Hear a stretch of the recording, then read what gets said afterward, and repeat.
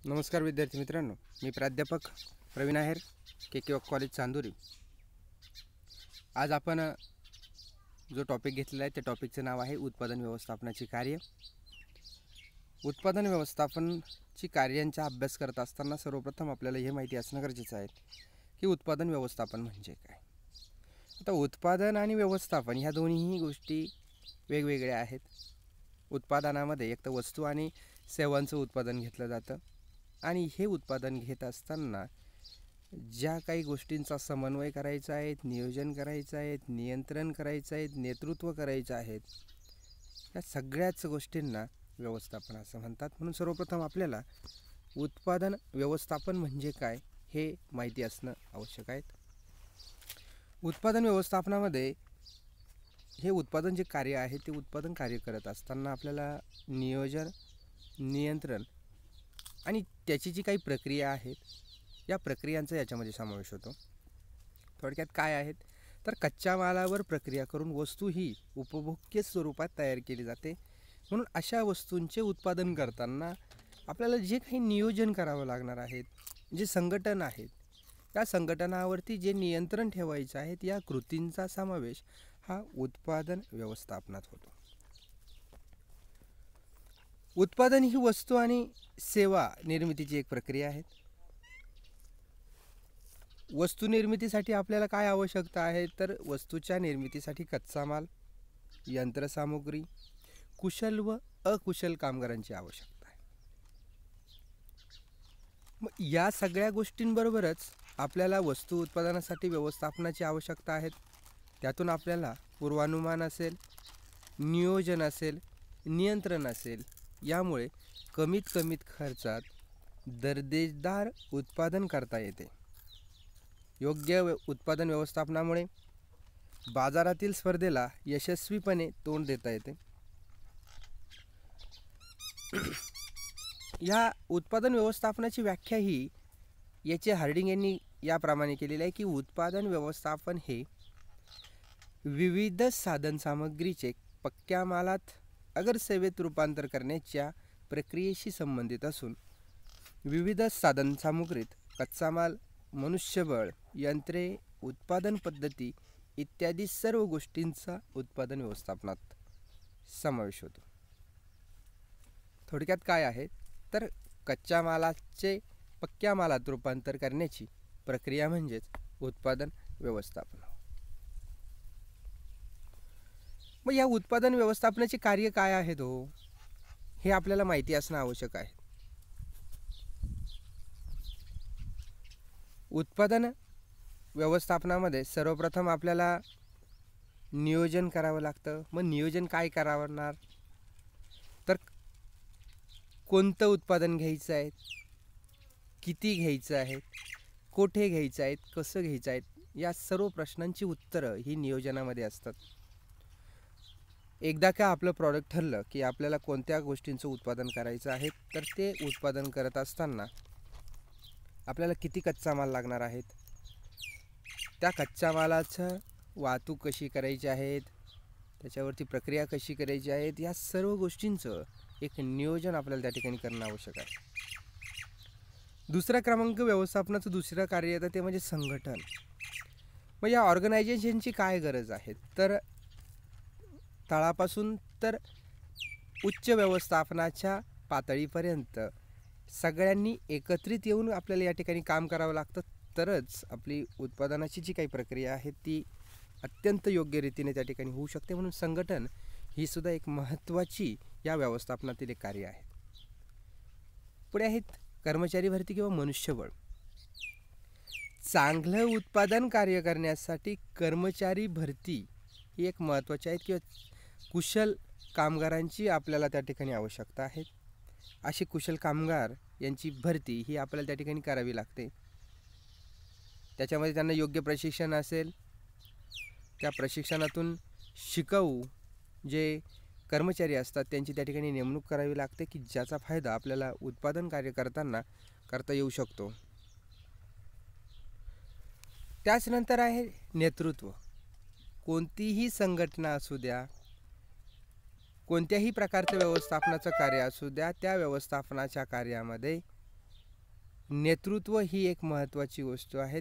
त्याच्याशिवाय तुमचं संघटन यशस्वी होऊ शकत नाही. म्हणून या सर्व गोष्टींना एका गोष्टीत बांधून ठेवण्याचं काम हे नेतृत्व करत असतं आणि चांगल्या नेतृत्वाने तुमचं उत्पादनाचं कार्य हे सहजासहजी त्या ठिकाणी पार पडू शकतं.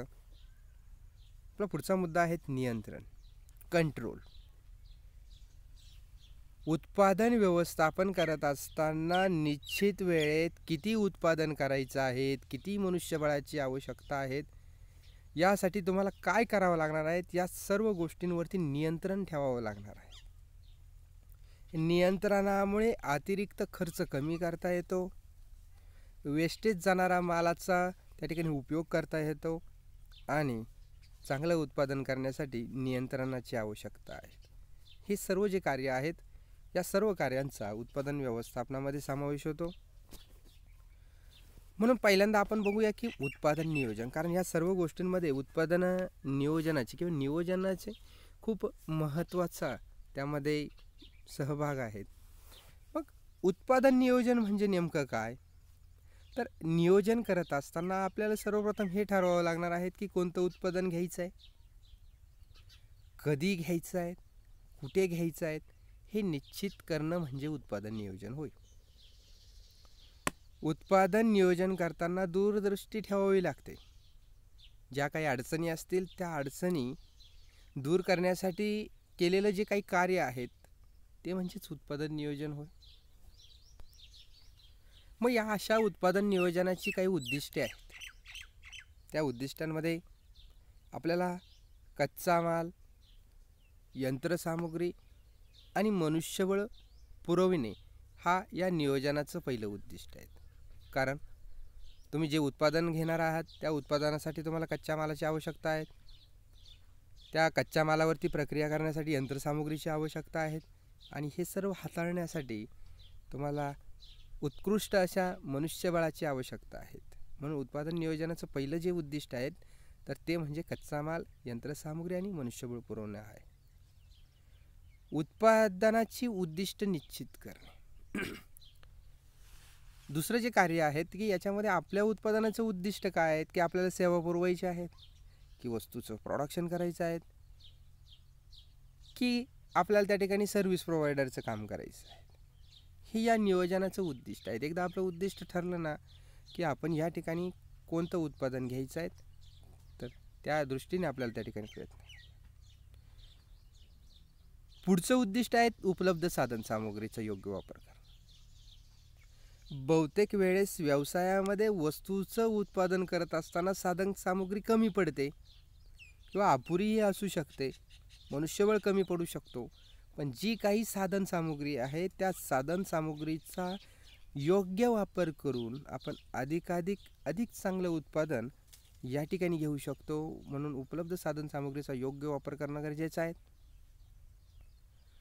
ज्यावेळेस आपण वस्तूचं उत्पादन करतो त्यावेळेस वस्तूच्या उत्पादना केल्यानंतर उत्पादित वस्तू आहे त्या वस्तूला बाजारामध्ये कधी तिला डिमांड येणार आहेत, कधी मागणी येणार आहेत, याबद्दलचा पूर्वानुमान निश्चित करणं गरजेचं आहे. जर तुम्ही पूर्वानुमान असेल की भविष्यामध्ये आपल्या उत्पादनाला मागणी येणार आहे तर आजच आपल्याला प्रोडक्शन करून ठेवावं लागणार आहे. म्हणून माल विक्रीचा पूर्वानुमान हा निश्चित करणं या ठिकाणी आवश्यक आहे. आपल्याला जे काही प्रोडक्शन घ्यायचं आहे, जे काही प्रॉडक्ट तयार करायचे आहे, जी वस्तू तयार करायची आहेत, अशा उत्पादनासाठी आवश्यक सर्व वस्तूंचा योग्य पुरवठा आपल्याला करणं गरजेचं आहे. तरच आपण त्या ठिकाणी आपलं प्रोडक्शन करू शकतो. एखादी जरी वस्तू त्याच्यामध्ये जर आपल्याकडनं बॅक राहून गेली किंवा मागे राहून गेली तर आपण निश्चितच आपलं उत्पादन कार्य पूर्ण करू शकत नाही. पुढे आहेत मनुष्यबळ व यंत्रशक्तीचा परिपूर्ण वापर. हे बघा विद्यार्थी मित्रांनो, की ज्यावेळेस उत्पादनाचं नियोजन तुम्ही करताना की तुमच्याकडे किती मनुष्यबळ उपलब्ध आहेत, तुमच्याकडे यंत्रसामुग्री किती आहेत, या यंत्रसामुग्रीचा अधिक आणि परिपूर्ण वापर आपल्याला त्या ठिकाणी करायचा आहे. त्याच वेळेस आपण कमीत कमी खर्चामध्ये जास्तीत जास्त उत्पादन करू शकतो. त्याचप्रमाणे व्यवसायामध्ये उत्पादनाचं व्यवस्थापन करत असताना काही अडचणी पण येत असतात. या अडचणींना तोंड देण्यासाठी आपल्याला पूर्वतयारी करणं गरजेचं आहे. जर आपल्याकडे अडचणींची एक्झिट प्लॅन आपल्याकडे निश्चित असेल तर आपण नक्कीच यामध्ये पुढे सक्सेस होऊ शकतो. आणि म्हणून उत्पादन नियोजनामध्ये संभाव्य अडचणींचा आधी त्या ठिकाणी लक्षात घेणं गरजेचं आहे.